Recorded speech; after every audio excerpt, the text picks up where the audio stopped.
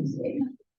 Moderators will ask the same question of the candidate, rotating who they ask first. Candidates will have 1 minute to answer each question.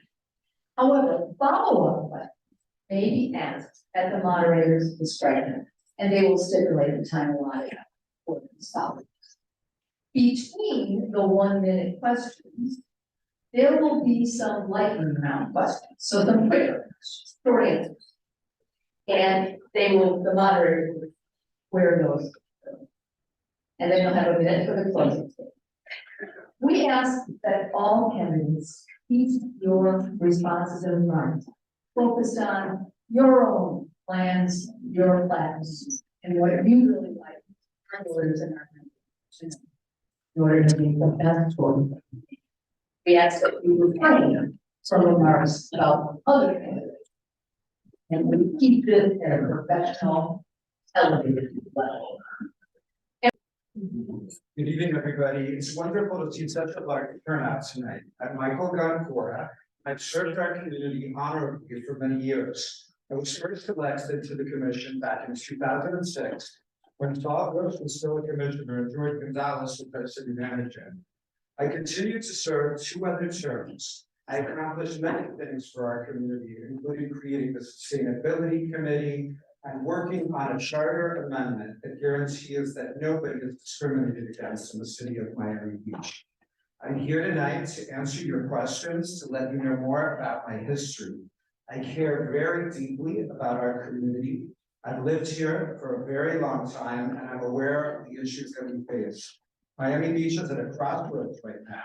We need leadership that can unify the commission and unify the city. I am that leader. I want to be your mayor, Michael Gunn.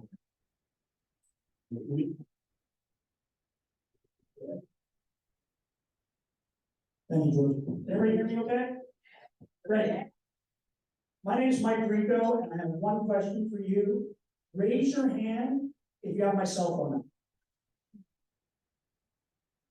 That's how government should work. If you did not raise your hand, I saw a bunch of you that didn't raise your hand, please. But that is what government should be. Delivered at a retail level. I was your state representative, I was your city commissioner, and I challenge anyone in this room, find a moment where you called me and you didn't get a call back. Now I'm raising my son here, he's over in Beach High, and I am gravely concerned about the future of this city. I am gravely concerned about the direction that we are headed, overdevelopment over the last few years. And I can tell you that if you look back specifically on my record as city commissioner, very little or no development is going on. I'm looking forward to the questions specifically as they relate to development and to infrastructure. My name is Mike Rico, and I'm looking forward to being here next year.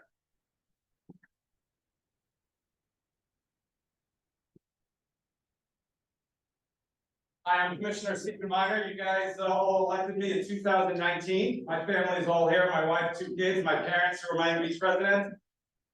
I am a federal government attorney with the U.S. Securities Enforcement Agency. I deal with enforcement. I was at a couple of high-profile firms in New York, through downtown and Mayor Brown, before I moved to Miami Beach 16 years ago. A lot of residents refer to me as the Law and Order Commissioner. And I'm looking to be your law and order mayor. I've done a lot. I've transformed our municipal prosecution team. We had an 8% success rate. We're near 90% now because of legislation that I introduced in our commission passed, making sure our police are out there. I was the first to expose the bail reform that the county was trying to do.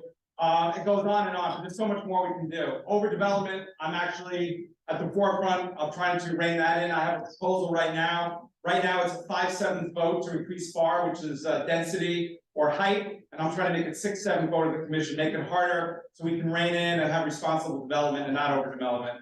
Steve Miner, thank you all. Looking forward to this debate.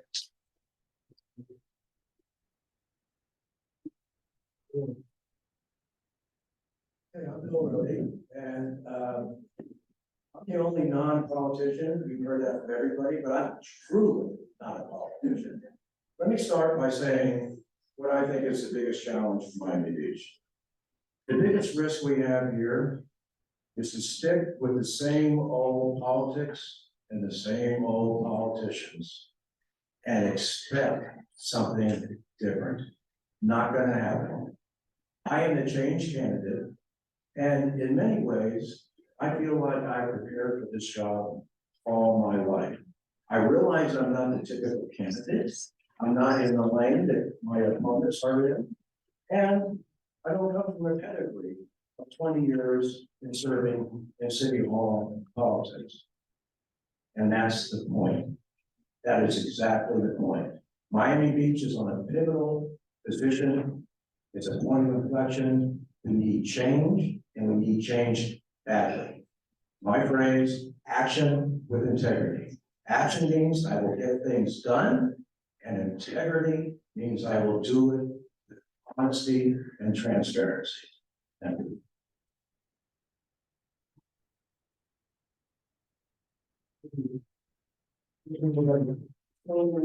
Obviously, we have a variety of candidates that are used to strengths that they offer to our residents and our voters. Michael, over for you first. Describe what is your leadership style? And what would it be as mayor and share of the city? Describe what is your leadership style as mayor and chair of the city commission. Thank you. Well, I think most people in this room see my leadership style. I chaired the land use committee for the city for many years, and I served honorably on the commission. I would be inclusive. I think most people know that I've been endorsed by the 3 remaining city commissioners. And you can't get anything done on this commission unless you can build a coalition of 4 or 5 votes. So I would bring people together. I certainly would want resident input from people such as MBU to participate in our decision making, and I would be inclusive.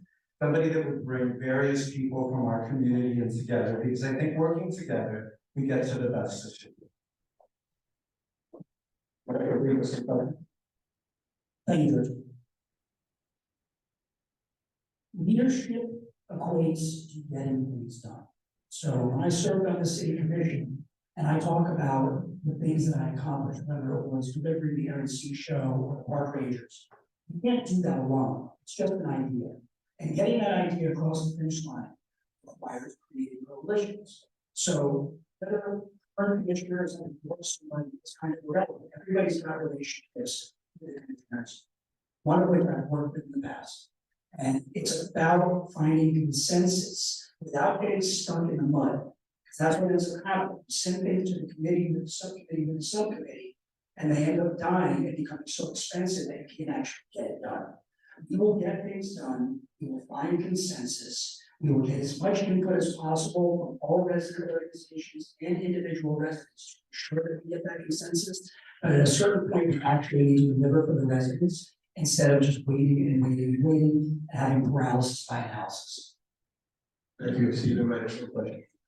Leadership is the ability to take on the tough issues and take the tough votes, even when there's a lot of pressure. Believe me, we all get significant amount of pressure, and you have to push back. Whether it comes to, I've taken so many 6-1 votes when we have a lack of competition on bidding. The Nikki Beach, perfect example. I held back.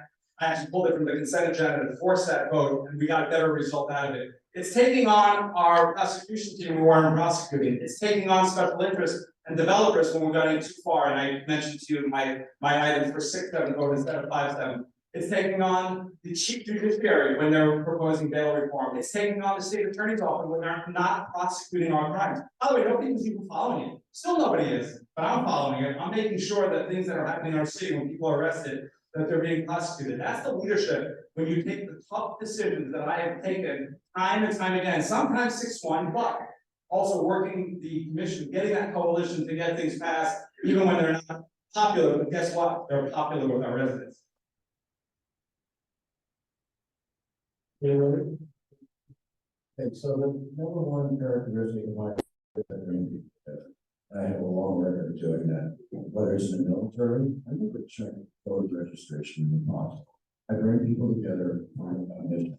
I'm a CEO, I brought disparate populations around the world together to focus on a mission.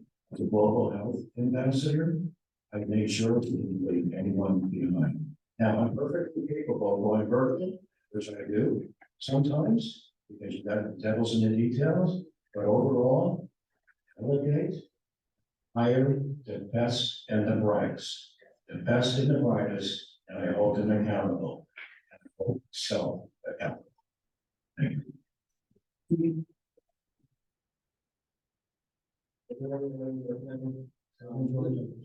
This is a fill in the blank question.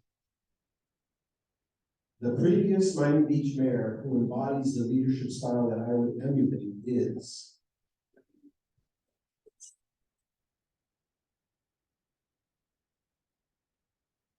I love that question because, when we study the past things, there's a lot of interesting characters.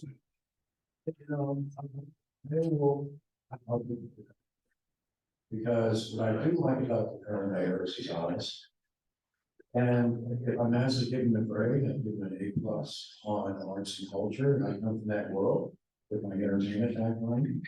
So I totally respect that. However, he hasn't done a job, as all mayors do. And I think you need to be on this job. It's almost $1 billion in revenue. 24/7. We entertain you with that lightning round question. The next question is a quality of life question. Residents are concerned with the increase in violence and crime in our community. What specific measures would you support to ensure our safety, and how do you suggest the city pay for those safety measures? We'll start with Michael Dunbo. I'm sorry. That's number one, especially in South Beach, we should be making it very hard to park if you don't live here or work here. Let me explain why. Most of the crime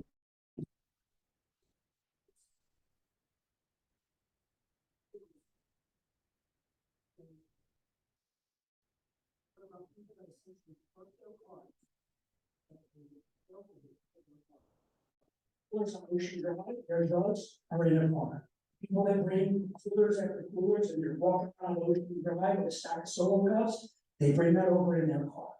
That is the problem, and it costs nothing to answer the second part of your question. It costs nothing to make more parking available to residents and more parking available to employees. And making it harder to park for folks when they can come over in Uber, valet. We wouldn't miss a beat when it comes to our businesses. Okay, thank you, Steve. So what I'm most proud of, and I refer to myself as the law and order commissioner, wants to be the law and order mayor, is not so much some of the legislation that I proposed, but it's figuring out the issues to be able to propose the legislation. It seems easy to say, well, it's crime. You got to figure out what the underlying problem is. For example, drug dealing on the streets. Why is it happening? Well, I've had multiple police prosecution. And you know what one of the problems is? The county drug lab is not testing a lot of these drug cases, and we can't prosecute a case. So I have a proposal right now that our Miami Beach create a drug laboratory to test the drugs, and we prosecute the cases. The same thing I mentioned, we went from 88% prosecution locally to 90%. Why? Nobody had that data. I forced it out of our city, and then I proposed the legislation to fix it to get it to 90%. I proposed, our commission together did it with me, but I proposed that we take misdemeanors away from our state attorney's office because they weren't being prosecuted. And who did the research? I did. I literally went through thousands of cases, researching it, and proved for our commission that we needed to take on these misdemeanors, and we are now prosecuting them.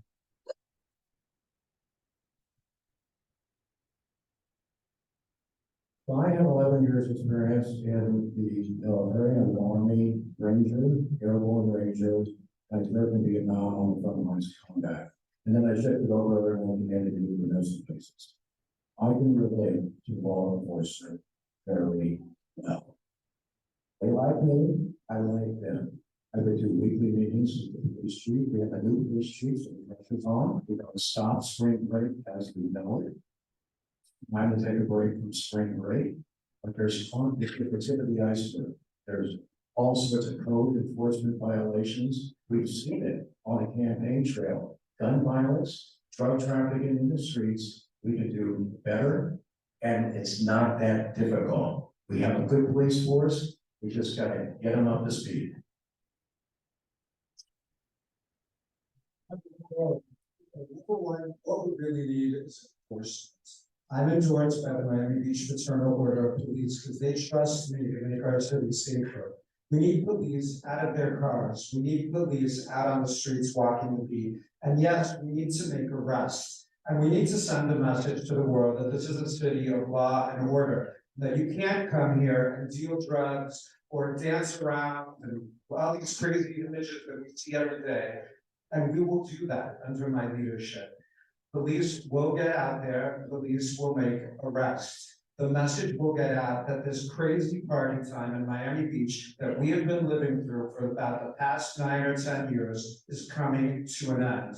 And we will do things that assist. We will make sure the cameras are functional. We will install a real-time crime center. We will use technology to assist our police. But if we don't have the enforcement, we're not going to change the city. Okay, thank you. And now for the lightning round question. These are the fun questions. If you had a magic wand, the one thing you change about Miami Beach city government is blank. Start with Steve Meyer. We got one word or more than one word? The phrase if you want. Talk about transparency, residents right to know, and I've had a lot of measures, city audits, now publicly available city contracts, conditional use permits, I'm working on an interactive map of all development. Okay, well, so much shorter there. We could keep it shorter for the lightning round. For integrity.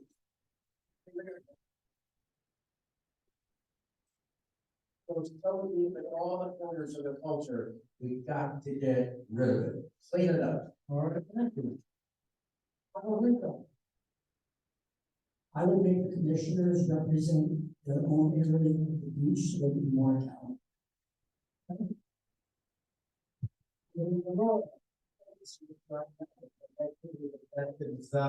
Without going through all the red tape right now that it takes to get anything. When you see what's in the county under a strong mayor that's elected by and representative to the people, I think you get better results. Okay, thank you very much. We're going to move on to the next question. Okay, moving to with Steve Miner this time. Steve, please explain your position on bringing mass transit, such as Metro Mover or Bus Rapid Transit, to Miami Beach. If you support either of these initiatives, which neighborhoods would you bring them to?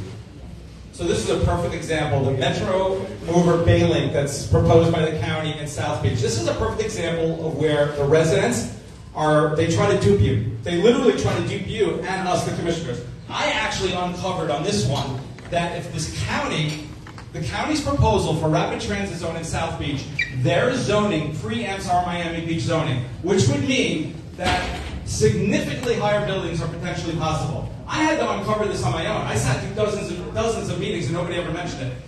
And I brought it to the commission and I introduced the legislation and our commission passed, saying to the county, you want our buy-in? You have to remove that. You have to remove that preemption of our zoning, because otherwise we're going to have Sunny Isles because of this rapid transit zoning.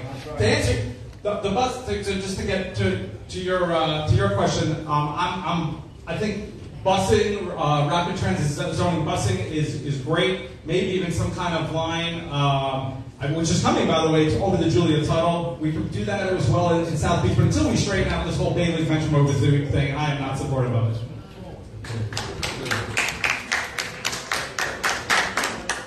Okay, so I think this issue particularly has low-hanging fruit and it's not that complicated. You have to coordinate the buses and the trolleys. You have to electrify the trolleys. You have to put AI in the intersections. The traffic lights have not been synchronized since 2020.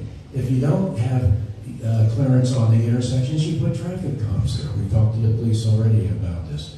There's so many different small items that can be done that will improve traffic. It really is not that complicated. So just to be clear, do you support bus rapid transit or Metro Mover coming from downtown to Miami Beach? So Bay Link, Bay Link if you like. just call what it is, George. Okay. Come on, let's call it what it is. Bay Link, I do not support in its current form.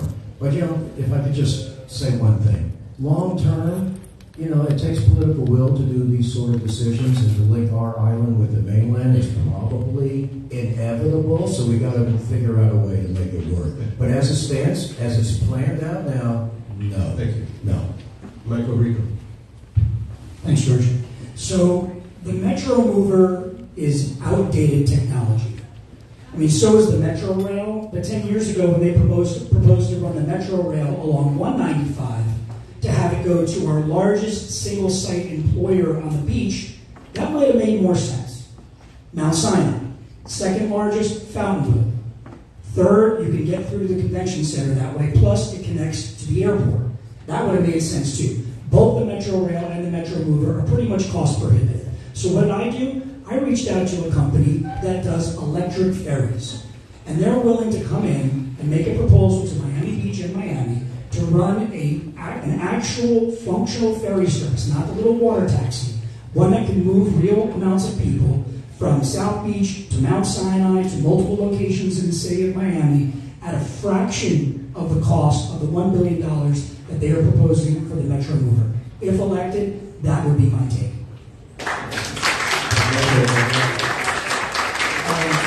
I'm a big supporter of public transportation, and years ago, I would have liked this project, but the truth of the matter is that it's the wrong project and the wrong location. If we could wave a magic wand, like you said earlier, ideally we would look for some kind of public transit to come across the Julia Tuttle that could connect to the center of our beach and then splinter off and service the whole city. This project that's being proposed is problematic because of the development issues that go along with it, the environmental issues that go along with it, and the questions that remain. I do support better public transit. When I was on the commissioner, we voted to create rapid transit bus lanes. Those haven't been implemented, and I think it's because they've been waiting to see what happens with this project. But when I'm there, I do want to see those rapid transit bus lanes go into effect, and then we would have trolleys that would effectively pick you up once you get here and be able to connect you throughout the city. Thank you. Speak the microphone, we have a lightning round here, so fill in the blank again. My favorite thing about Miami Beach is? The people. I love the diversity. It's why I moved here in the first place. What a great melting pot. Just looking around this room tonight, there's a mix of different ethnicities, religions, sexual orientations, but we all love to come together, and it's a great city with beautiful beaches, wonderful things to do, and yes, we have problems, and yes, we will address them and make the city better, but let's not lose track of the fact that we all chose to live here and be part of one community together, and that's my favorite part about representing all of you. Thank you. Michael Rico, same question. I came for the weather, I stayed for the people, and I'm going to stay here forever because of my family. So thank you. Our residents, you all, our residents, and I'll say Miami Beach United as well, make us a much better city because you tell us what we should be doing as a commission, but you cannot tell us what you want and what you want us to see for our future of our city if you don't have the information. And that's why it's so integral that we continue to be more open and transparent. So our residents. Yes. Thank you. George, you cut right through it, don't you? Okay. Sorry. Well, it's been said, but I think the diversity of this community is quite extraordinary. In my travels, I've had the good fortune of seeing coastal cities around the world. Diversity? Diversity and inclusion, but we got to get our swagger back. Thank you.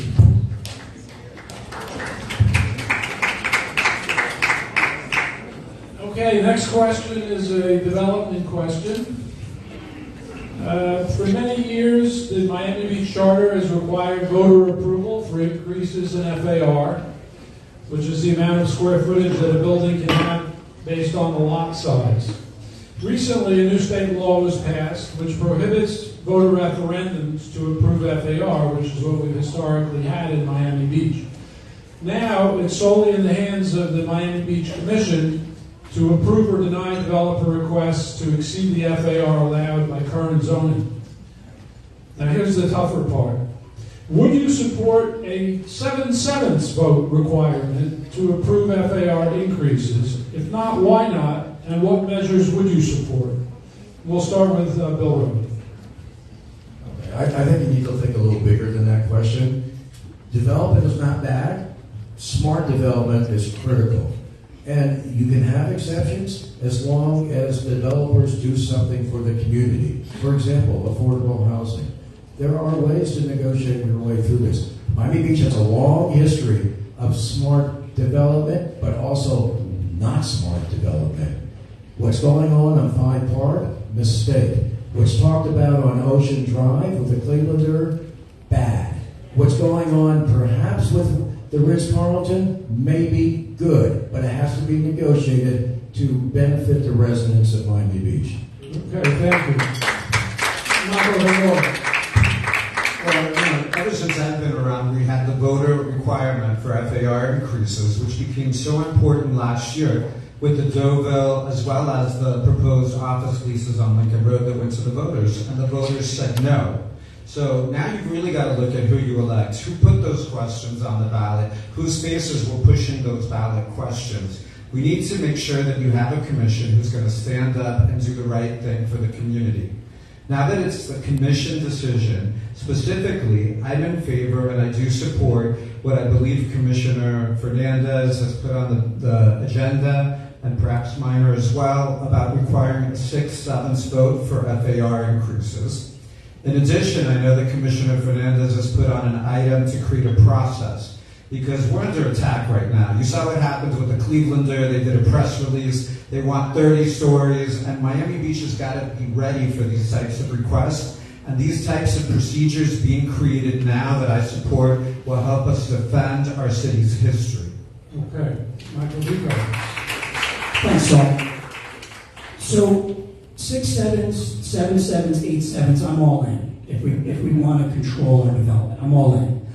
But I'm the youngest person on this stage. I am older than the governor, but I am the youngest person on this stage. But I know how Tallahassee works.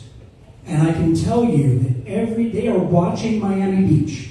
Look at what the Clevelanders trying to do. They may not be able to do that today because they didn't write the statute right. But every time we dig our heels in the sand too deeply, there are rich, out-of-town, billionaire developers who will just cut a check up in the north. They will go to our state capitol, and they will take away our power to control our local decisions. We need to be measured. We need to make sure that we're not too extreme one way or the other, not because we're right or wrong, but because the folks in Tallahassee will look at it like we're wrong, and they'll take a check, and then we'll be sitting here holding the bag and looking at a 30-foot tower, a 30-story tower over on Ocean Drive, and maybe 10 more. Okay, thank you.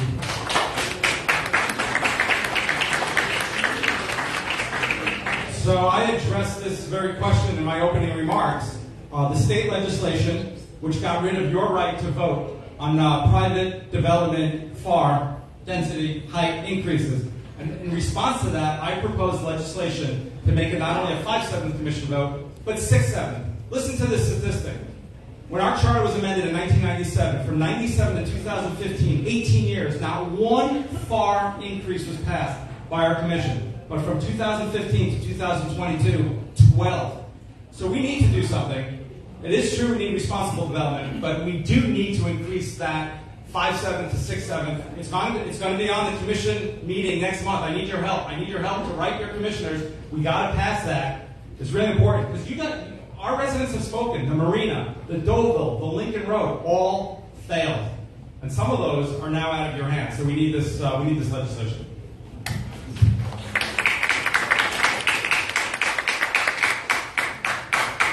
Why do you think the state doesn't want us to make our own determination of FAR increases with the residents?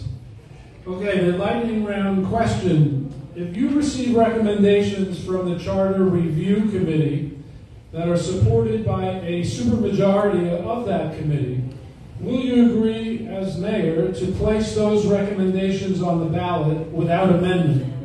Yes or no? In other words, will you take at face value the recommendations of the Charter Review Committee, or will you noodle with them?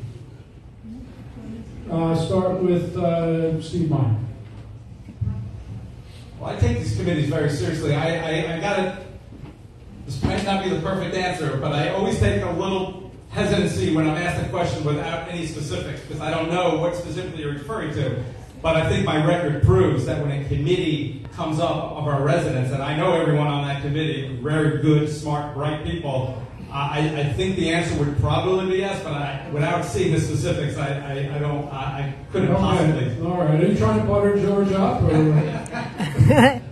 Okay, Michael Grego. So the only concern is that the committee is not answerable to the community. And that's why we have representative elected folks up on the dais to respond to that. So I don't think the commission or the mayor should act as a rubber stamp, but obviously we should be leaning very, very heavily on folks that have dedicated an immense amount of time and really thought about it. Okay, maybe. Sunset. Michael, go ahead. Sunset. It's important to have a charter review committee that gives suggestions. Sunset. I don't think you can blanket approve anything that any committee sends to you. That's why we're elected to use our own judgment and our own decision making and doing what's best for the community. Okay, thank you. This is turning into a softball question. Bill Rhodey. Okay, I know you don't like the agreement, but I do agree with what you just said, Michael. Yeah, you're not going to rubber stamp anything. You're going to look at it and figure out that's the best set of recommendations. By the way, this is a very important process, and we need to increase the efficiency of our government. Efficiency. And I'm going to look for that on the charter review more than anything else. Thank you. We're going to start back here with Michael Gongora. Michael, what is your opinion of the way the 71st Street is being reshaped by the new development, and what other ideas might you have about continuing to reshape development in North Beach? I'm sorry because I'm not hearing well tonight, but it's about development in North Beach. The projects that are being done, what's your opinion of what's the master plan and the activity that's taking place, Sure. and what other things might you recommend? Yeah, the master plan is what it is. The voters approved it. So the commission set forth the master plan, the voters approved FAR. Now we're seeing a lot of hype in North Beach that's very concerning. My vision for North Beach is really focused primarily on the Byron Carlisle. We have GEO bond money to redo that theater, and I want to see a truly wonderful performance art facility with all types of things going on there that will serve as an attraction up to North Beach. I want to push arts and culture. At the same time, it's an opportunity to look for workforce housing. I'm not looking to do more tall towers. I certainly am not looking to do micro units and things of that nature. But we have to be cognizant of the fact that there's not much workforce housing getting built otherwise. So to the extent the city has opportunities while we're doing projects to perhaps introduce them, like we did right here in Collins Park on 23rd Street, I think we need to look for those opportunities. Thank you. So when we talk about workforce housing, I don't even know what that means, because it means something different to everybody whenever I have that conversation with them. Especially in North Beach, which I spend a lot of time up there. I pretty much have spent every day over the last 3 weeks canvassing up there. And especially with the businesses. The number one thing that North Beach needs for the businesses is the building department to get the heck out of the way and let these people open. So what ends up happening is it takes 3 times longer to open up a business in Miami Beach than it does anywhere else in Miami-Dade County or South Florida for that matter. And it still hasn't been explained to me why. And whether it's South Beach, Mid Beach, or the empty storefronts in North Beach, I will tell you that when I speak to folks, their number one concern, in addition to that building that you can see from Sunny Isles, by the way, which did not get approved on my watch, I can tell you the number one issue, whether it be a business or a property owner, just a resident trying to change a window, is why does it take so long to get approval to move on with your life? I will change that.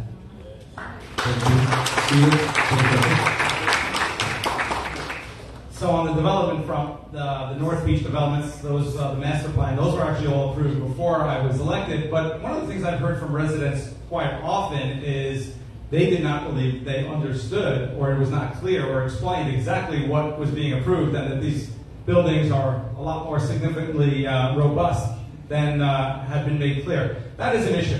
That is an issue, and that is on government. Again, I wasn't there, but it's on government to make that clear, because no resident should feel like they were not given complete information. The other issue I think we need to deal with, and we're dealing with this with a number of properties, but I'm going to single one out. Sorry to them, but Ocean Terrace.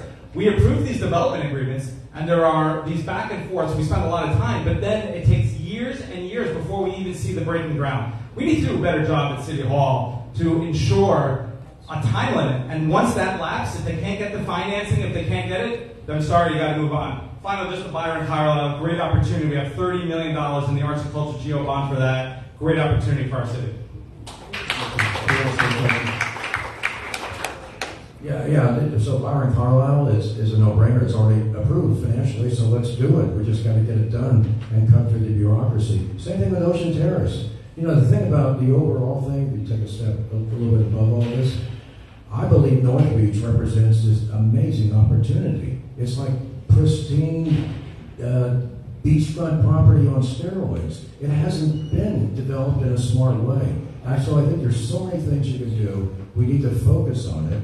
But I would definitely do an arts and culture initiative for North Beach. But North Beach residents, my apologies if you're here, you feel like you're ignored.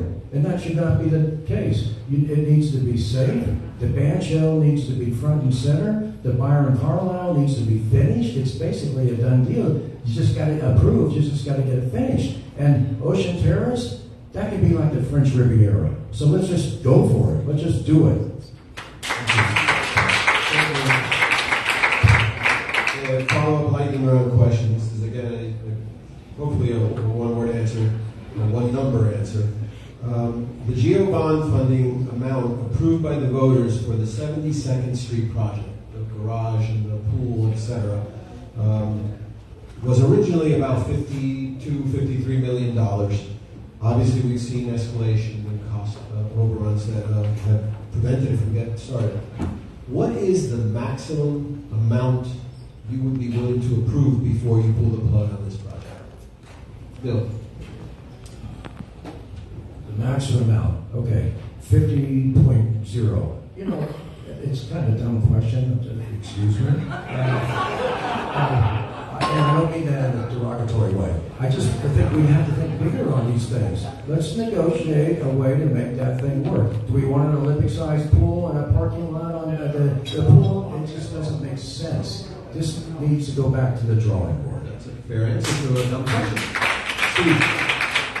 Yeah, at some point we may have to send this back to the voters. I mean, I actually have voted to approve about $100 million. Construction costs have gone up significantly, but we may have to send this back to the voters to decide what really our residents want. Michael? Not $1 more. Leave it where the budget is and work within your needs. Thank you. Brad?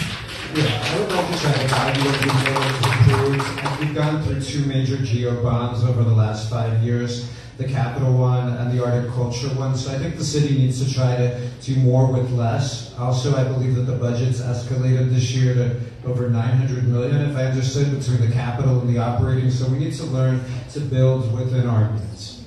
Okay.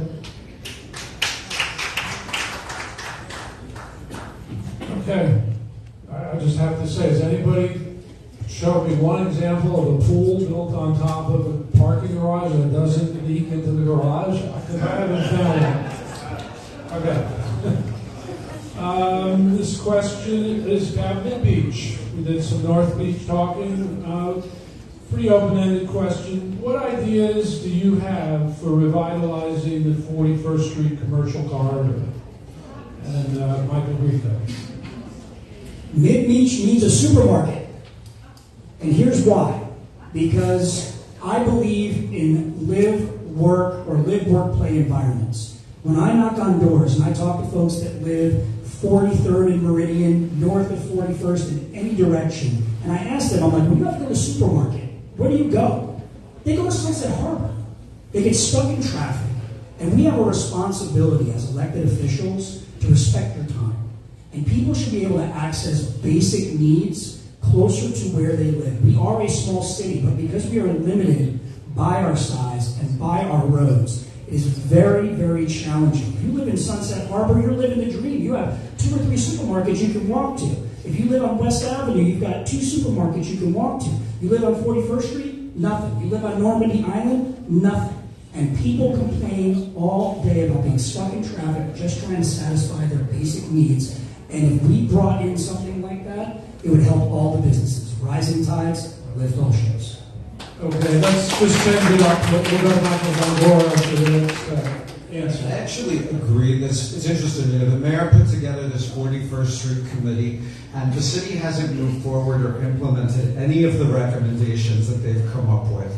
All of the recommendations that they come up with have to do with inserting something like a grocery store, putting together an assemblage of parcels. My vision would be if the city could somehow acquire that Roosevelt Theater that's been empty for the last 20 or 30 years. It's become a bit of an eyesore. We have the city parcel behind there, and perhaps we could put a grocery store. We could put little restaurants and cafes and more stores that people would want to visit.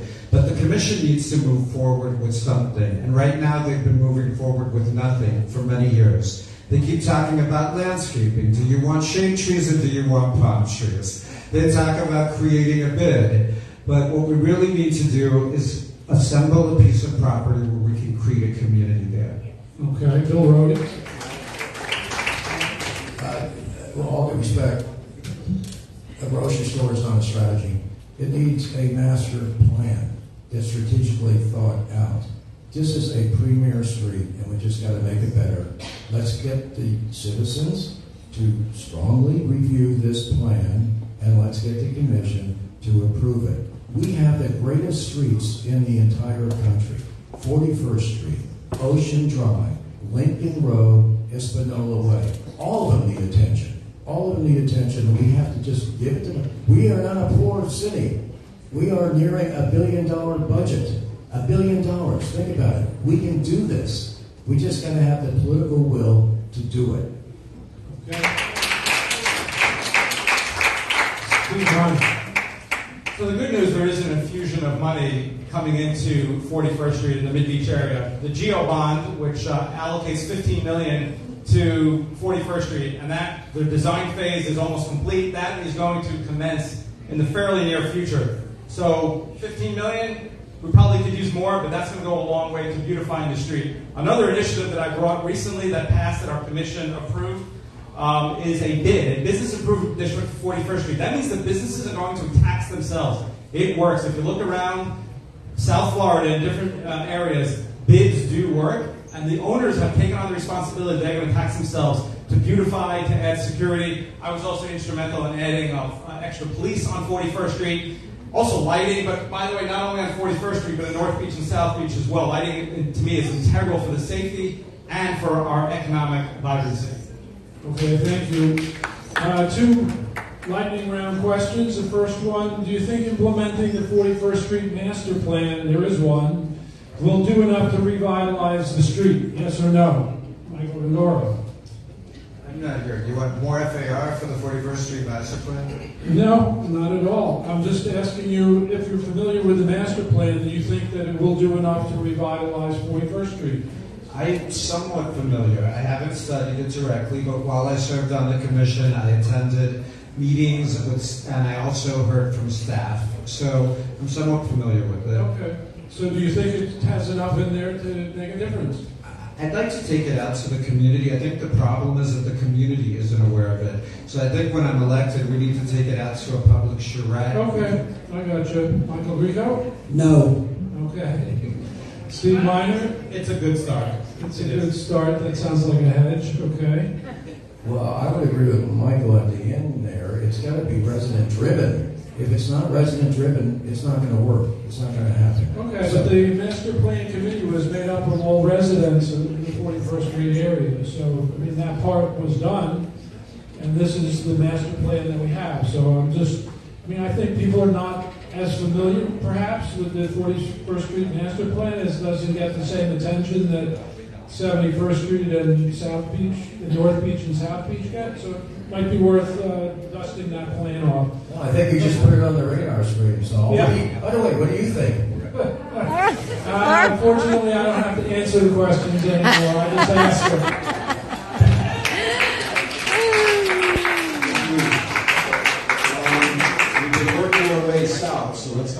South Beach. We all are familiar with Mayor Dilber's vision for South Beach. What is your vision for the future of the entertainment district in South Beach? Let's start with Steve Mike.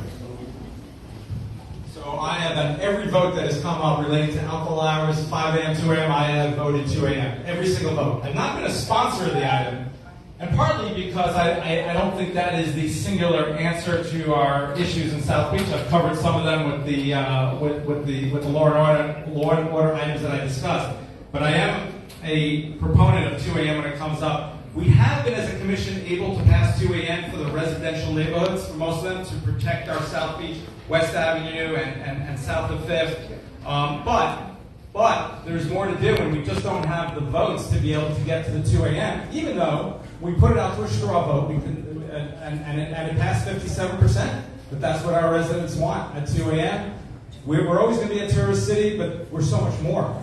We're arts and culture. We have so much potential, and we need to end the party scene. So Steve, but your vision, more than just 2 a.m., your vision for South Beach. Well, my vision for South Beach, it starts and ends with the appropriate law enforcement. You cannot have open drug dealing on our streets and expect things to change. You're just not going to. You need better lighting.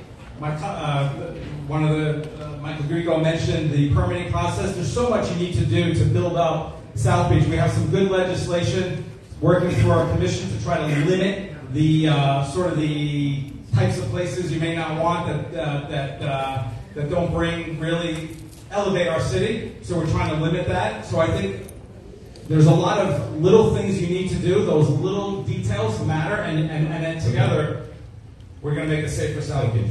Thank you. Let's just switch it up a little bit. Bill, you go next, please. Same question. What is your vision for the future of the entertainment district in South Beach? Yeah, so I think I'm a supporter of the entertainment district. I mean, come on, MTV, what do you expect?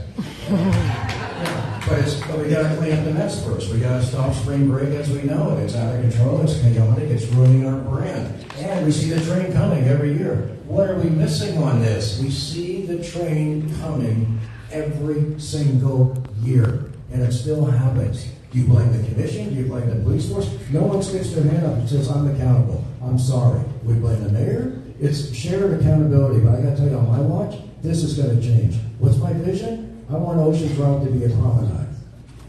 I want Lincoln Road to come back as the greatest walkway mall in the world, not just the country, in the world.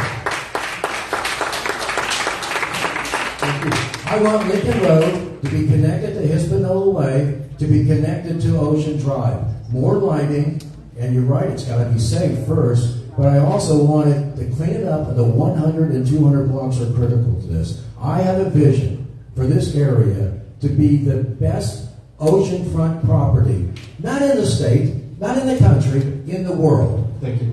Bravo! Same question. What is your vision for the future? Thank you, sir. I've been living in South Beach for 25 years. My vision for South Beach is to become the greatest restaurant destination in America. And how do you do that? One, get out of the way when it comes to government. Let people open up their businesses. I know a gentleman who lives on West Avenue who's been trying to open a business on 11th Street for 3 years. He's going bankrupt. I know folks left and right that if you're not the Cheesecake Factory, you're in the red by the time you open, and you wonder why places open and close so quickly. That's why. Safety will come. I told you the parking issue, it's a resolvable issue. I'm raising my kid in South Beach. I'm not going anywhere. And I can tell you right now that we've got huge investment going on south of 5th. We just had 7 restaurants closed, 2 of which were on Lincoln Road. And the city needs to be doing more to promote business on the private sector, but also we can potentially do things on our own property to generate local businesses, to support local restaurants, and make sure that we've got positive foot traffic. This isn't 2005. 2005, there was no Wynwood, there was no design district, there was no Coconut Grove the way it is now, there was no Coral Gables the way it is now. And we need to fight to get that crowd back, because we can't live and die by tourists staying in hotels. Thank you. All right, I want to make South Beach fabulous again. How do we do that? Number one, we need to focus on the public safety component. We need to make sure that people feel safe going out there once again. How do we do that? We need to make sure the police are visible, that code enforcement is out there, that people are following the law, and people want to be there again. Then we program it. I'm super excited about programming some nice things for South Beach. We work really well during Art Basel and during the Wine and Food Festival. There's a festival I love in Lyon, France, where they light it up that would work so well on Ocean Drive with the historic buildings and would be something that would bring a really high level of tourism there. We will attract restaurants by going there and making it easier to open. Yes, that's a little piece of the plan, but we need to be out there talking good about our city. We can't be down in the trenches talking about how terrible it is, because it is not. Ocean Drive is still the #1 street in the country, according to a recent article, and under my leadership, it will be fabulous once again. Okay, follow up on this. Michael, start with you first. Should Ocean Drive be open or closed to traffic? With me, I voted, I have a record on this one, so I voted for the one lane that's currently open of traffic. Some of you that follow the commission may know during the pandemic, I was the commissioner that sponsored the closure of Ocean Drive. At the time, we were looking to create more public space for social distancing and for exercise, and it was an experiment that worked really well for a while, and some people still like it. Unfortunately, then people started coming and we needed to reopen one lane, so I voted for that, and I think it's the best thing. Or for one lane? Michael Rico. We should eliminate the curb, and it should be a flex space with retractable bollards like what you see in Europe. Okay. Stephen Meyer. So the battle we're having right now is to make sure we keep the north end of Ocean Drive, keep that promenade. We've had to deal with the county extensively. It's been a battle. Right now, I think we finally gained some ground. It looked like we were losing that. When I say the north end, I'm talking 13th, 14th, 15th Street. That is a beautiful promenade that we should keep closed. There's some disagreement on the commission, but I think we can do that. Otherwise, I think the one lane right now is working fairly well. We've seen some issues, and we have to evaluate, but we've seen some issues when we do close the street down completely, and then you kind of create this open air party, and we've had problems. It's just a fact. So we have to consider that. So one lane. Bill? Totally pedestrianized. And I don't disagree with it. But this is the thing, I'm always going to be honest with you. As a mayor, I will be honest with you. It needs to be pedestrianized. I've had the advantage of being, again, in almost every coastal city in the world. And I've seen what Ocean Drive can be. It already is the most beautiful beach, but we can take this to a whole new level. You can't even imagine what it can be. It will be beautiful. Families will come. Kids will come. Everybody will come. We will solve the traffic problems. Don't fool around with one-way this or back alley this. Just make it a promenade. We'll figure out the challenges.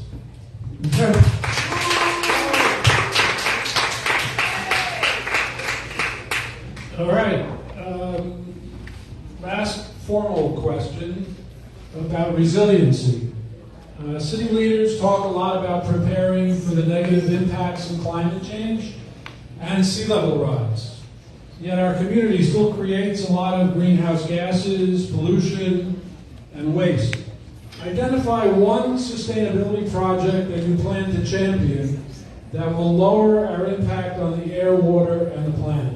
Starting with Bill Roden. This is such an easy question. Come on. Electrify the trolleys. What are we waiting for? Okay. Steve Miner. So I have an initiative right now that's going to be heard at the Public Safety and Neighborhood Quality of Life Committee. That's made up of 3 commissioners. I'm the chair of that committee. It's going to be heard, and it's an initiative to make sure that we upgrade our water and sewer infrastructure. It's so important. It's to protect Biscayne Bay. It's to protect the pollutants. And what's really going to happen if we don't do it quickly, we're going to lose money in the end because it's going to cost more to fix. We're going to have state investigate us. And by the way, what's very intriguing about this project, especially in North Beach, where we actually have identifiable leaks happening right now. So we need to fix those immediately and correct them. I've actually been at the forefront, one of the commissioners at the forefront of making sure that our residents, that we have harmonization. The problem right now is our commission, some commissioners want to raise all the roads very high, which potentially could lead to flooding. Our residents push back, and guess what? No project ends up getting done. We don't get the road raising, and then we don't fix our water and sewer infrastructure. We need to harmonize with our residents, listen to our residents, what they're telling us and demanding us, and do the infrastructure now.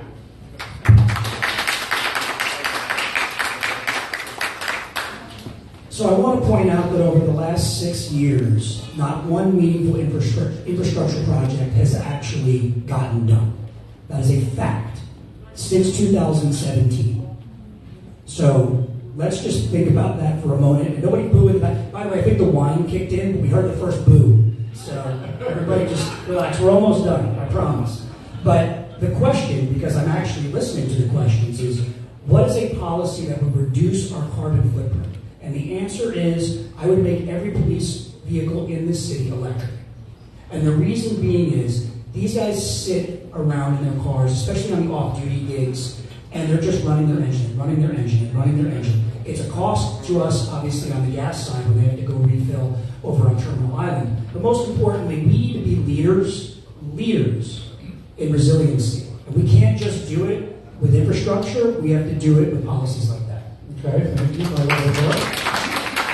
do think that infrastructure outlook is important, but I'm going to focus on the stormwater master plan.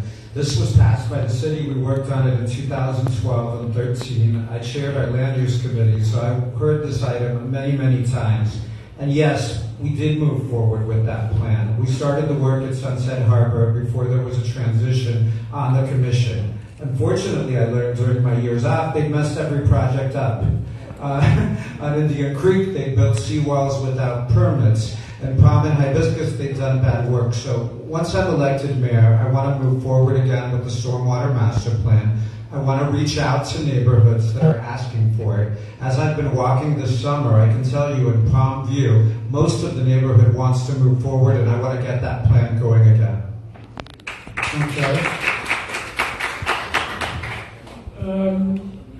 Last lightning round question, going on the fly here. I'm just curious, what do you think about Mayor Levine getting the Indian Creek Greenway project done and perhaps cutting a few corners doing it? Net positive or net negative? We'll start with Steve Minor.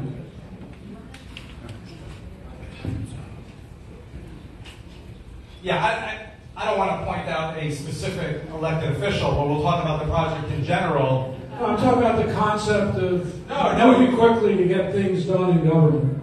So part of the problem there was there was waiving of competitive bids, and I have been consistently out there talking about pay to play. I vote no almost every time to non-competitive bids. It's bad policy. Okay, lightning round question. So just a general sentiment about whether you're in favor of that style or not. Bill Roden. You know, I don't fault Levine for doing a quick decision. And at least he got something done. Unfortunately, the way it was done, big mistake. And we wasted a lot of money on it. So what are you going to do? At least, he tried, but it was a big mistake. So you try again. Right. I will say the project was 20 years in the planning and no one had ever gotten anything done on it until he took it on. Michael, did you go? No. Yeah. Rico. Listen, when we got elected in 2013, we inherited decades of deferred maintenance. Imagine getting on condo board and finding out that your building was falling apart. We found out about our city, and we had to get work done. And we had to get some shovels in the ground. And yes, did some eggs get broken on the way? Absolutely. But there are a lot of people who have drier homes, they have drier streets, and they actually know that there are people in government, or at least there were, that can actually get things across the finish line. Okay. The problem when you have people that don't understand government is they do things the wrong way. Because they come in and tell you they're going to get everything done. They rushed a project without permits. They started building a seawall that was illegal.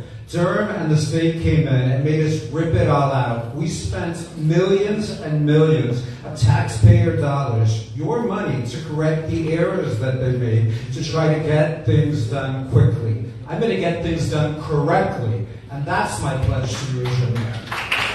Okay, thank you. Okay. We don't write the questions, we only read them. But here's an opportunity for you to write a question. So starting with Michael Mokora, pick one of your opponents and ask them a question.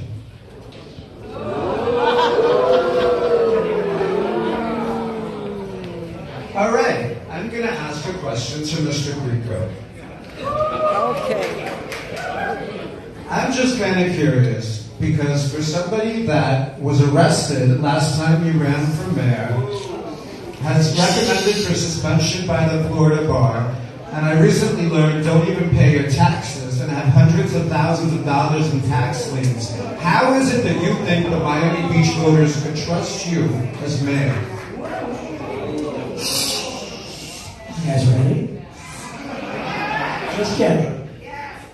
I don't have any tax liens. You know he's lying because his mouth's moving.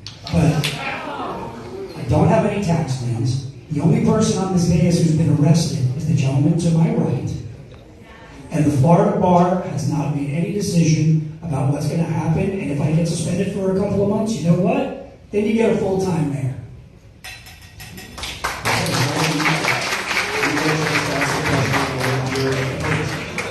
Okay, so I'm gonna ask a question that's not as volatile. I think it's a fair question, and I'm gonna ask Mr. Rohde, if that's fair. So, Mr. Rohde, respectfully, why have you never voted in a Miami Beach election?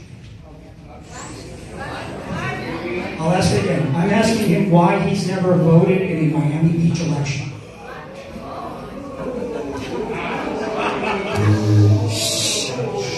Fair question.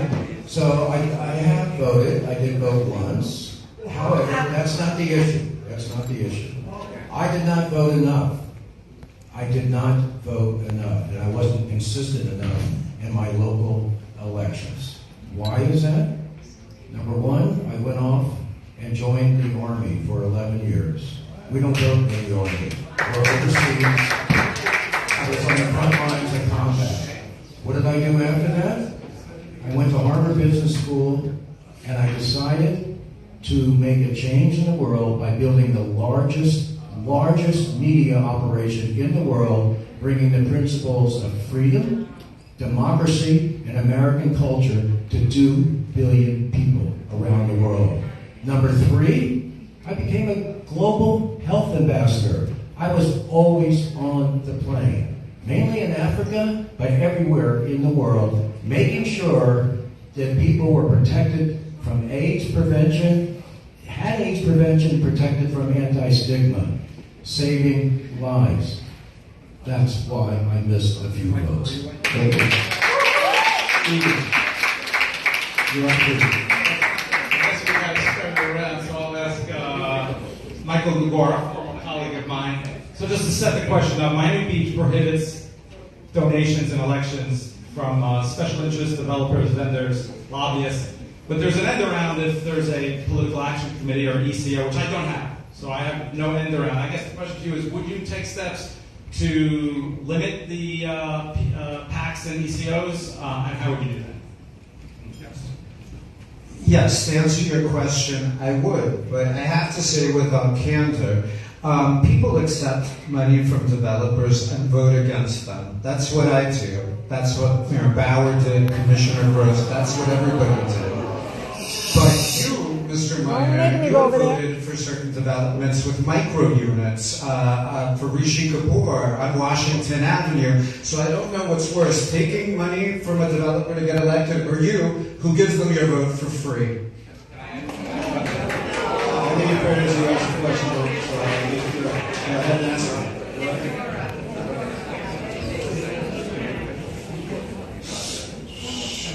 If you look at the commission, I have one of the best records in voting against development projects. So, yes. I'll not going to deny, I look at every case, every situation, and I have voted for some projects, and I don't shy away from that. But I have actually, if you look at the 7 of us, I am right at the top for voting against development projects. And last but not least, Bill, you get a chance as well. Okay, so this has been a big week for me because it's welcome to Miami Beach politics. I've had 3 bombs in letterman, emails or text, and they're all filled with lies and deception. And they came from my opponents. I won't name all of them, but one of them has the initials MG. I'm not going to name them. So here's my question. Here is my question. And this question is to whom? Here is my question. It's not to that person. Okay. It's actually to the person on my right, Steve Meyer, because he's been ignored for the questions, and I feel like he should get equal time. So first I'm going to wish him Shana Tova. And the second thing I'm going to do is because I was given one of these dirty, malicious emails on Rosh Hashanah, and I would like to ask you, what did you learn from your spiritual gatherings this weekend that will help bring us together and create unity and forgiveness?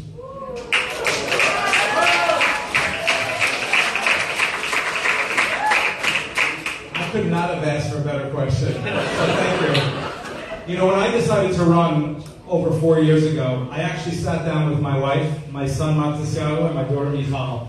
And I made a pledge to them, and I said, I am going into this to do the right thing and help our residents.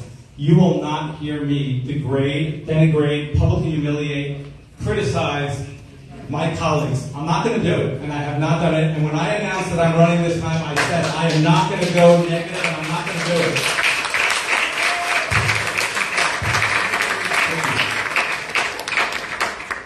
Okay, who's in favor of not having moderators ask any questions? We can let you guys ask all of the questions. Okay, we're at the time in the program where you get to make a summary statement, 1 minute to close, and then we're out of here. So we'll start with Steve Meyer. So it may sound simple and like a slogan, but it's really back to the basics. We really have to focus. If you watch, and a lot of you I know here do watch our commission meetings, you kind of see what the issue, what right off the bat. We have so many public safety issues on traffic, cleanliness, and they never get heard. We spend hours and hours dealing with bickering or development issues or what have you. We really need to focus on the things that are important to our residents on a day-to-day basis. And somebody mentioned government does not move easily. And you know why? There's sort of like this stagnancy. You got to be relentless. And I've shown that on I mentioned law and order. And I want to be your law and order mayor, you've got to push back, whether it be the judiciary, the county, our state attorney's office, our own prosecution team. I have proven over and over again that I am willing to go and call people out. Again, I do it professionally, I do it diplomatically. By the way, every one of those people I have a good relationship with. It may have been tough at the time, but you've got to do it. You've got to be relentless, and we've got to focus on the things that are important to our residents. Our residents tell us what is important. You are all telling us every day, in emails and phone calls and texts, what's important. We need to listen to. We need to do a better job of addressing those issues every day.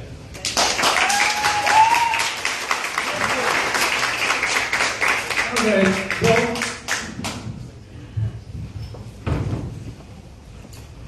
Well, first of all, regardless of your last comment, I'd like to thank both of you, George and Saul. I think you asked terrific questions, so thank you for that.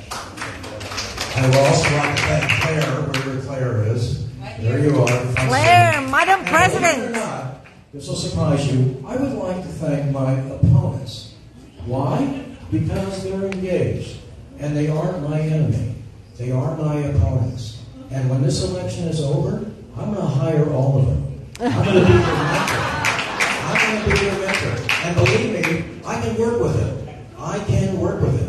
They may not think they can work with me, but I can work with them. So the other thing I'll say, I know I'm not a typical candidate that has the pedigree of City Hall politics for 20 years, but I do represent change. And I believe this city is on a pivotal moment. So come with me. Come with me. Have a little faith. Change is good. We're going to make this city #1 in the world. I promise you.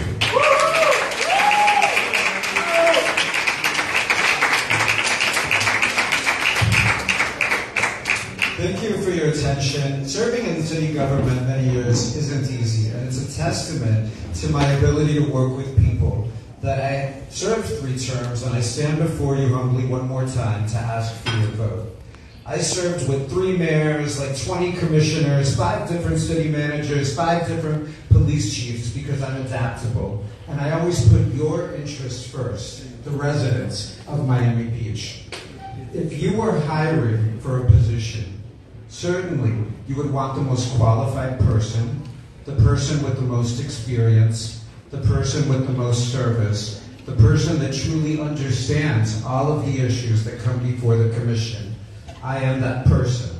I'm the only one that's actually served on all of the committees of the commission, including finance, where I worked on budgetary matters, land use. I happen to be a Florida Bar Board certified attorney in condominium and plan development law.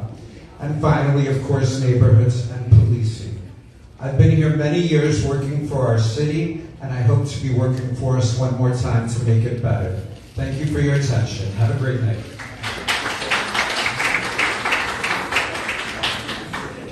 So I guess I get the last word. So when you all pulled up, you see this guy standing out on the street with the big sign? Yeah, you saw that, right? Thank you, Road 18, for clapping. I saw you right there. I went over and talked to him, and he had no idea who I was. I'll post the video later. But this is the kind of gutter politics that we have to deal with in this city. And you can sit there, and I want you to look up on this dais and try to figure out where that came from. I'm not going to play that game. I stood up here and sat up here all night and answered every one of their questions. I am the only candidate up here who straight-faced answered all of their questions. I hope you were paying attention. I didn't ignore the questions. I didn't go somewhere else. I didn't start bloviating about something that didn't matter. And I want to leave you with this. For your next mayor, which I hope I am, you need to know what people have done, what they're going to do, and how they're going to do it. I have a record of getting things done. I will continue to make this a safer city like I've done before, a drier city, and a city that we can all be proud of. Thank you very much. Have a great night.